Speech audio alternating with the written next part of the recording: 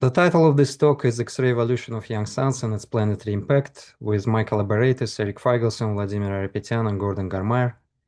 This talk is based on our recent paper that is currently in press in the Astrophysical Journal.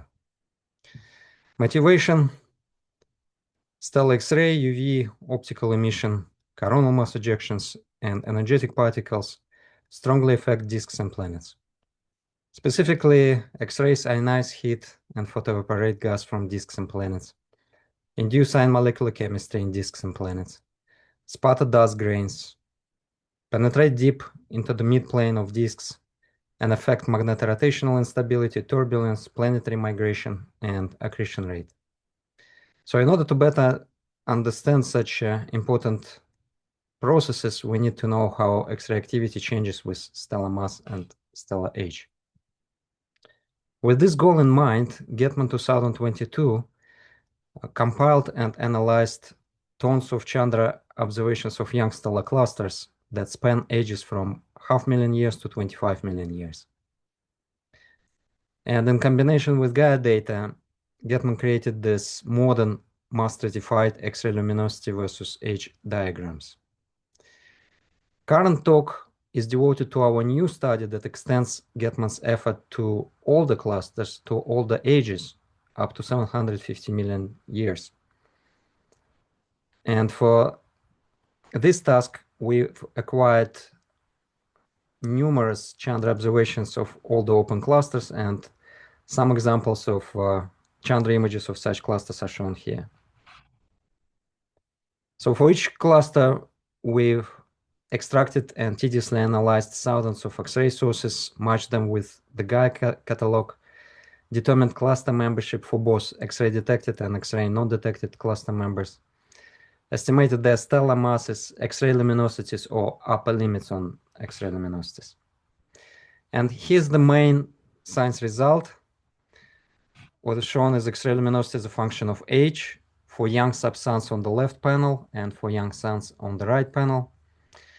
Black points are our empirical data indicating median values and bootstrap uncertainties, calculated based on the Kaplan-Meier estimator, which accounts for X-ray non-detections. Red curves and symbols are predictions from Johansson 2021 XUV rotation H model, which is super popular among planetary scientists. So you can see that for young subsuns, the data and the model agree well, but for young suns, after 50 million years, the data strongly deviate from the model. Specifically, between 50 and 300 million years, for this range, the model suggests near plateau, whereas our data show strong, sustained X-ray decay. In addition to it, we find that by 100 million years, coronal plasmas of young suns become significantly cooler than of young subsuns. So this empirical strong decay of X-ray activity in young suns, which is inconsistent with the predictions of the popular model, can be easily explained using these three simplistic plots.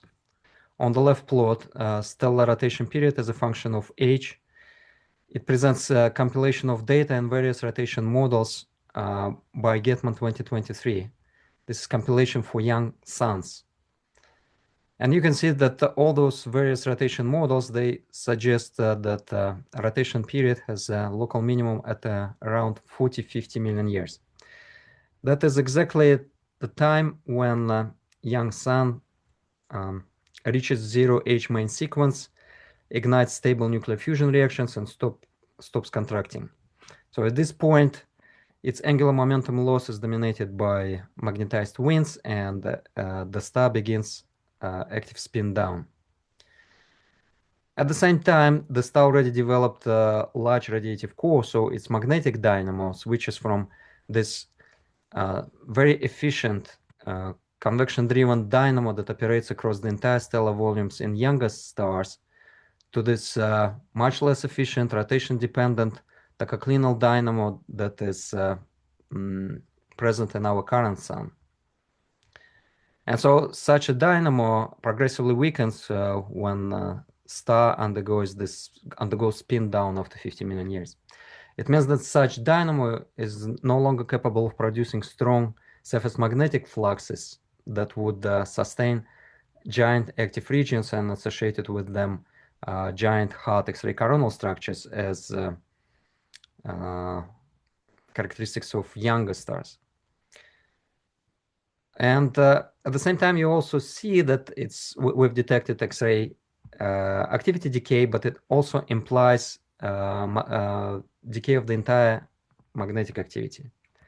It means that UV emission and coronal mass ejections and energetic particle fluxes, they all decay.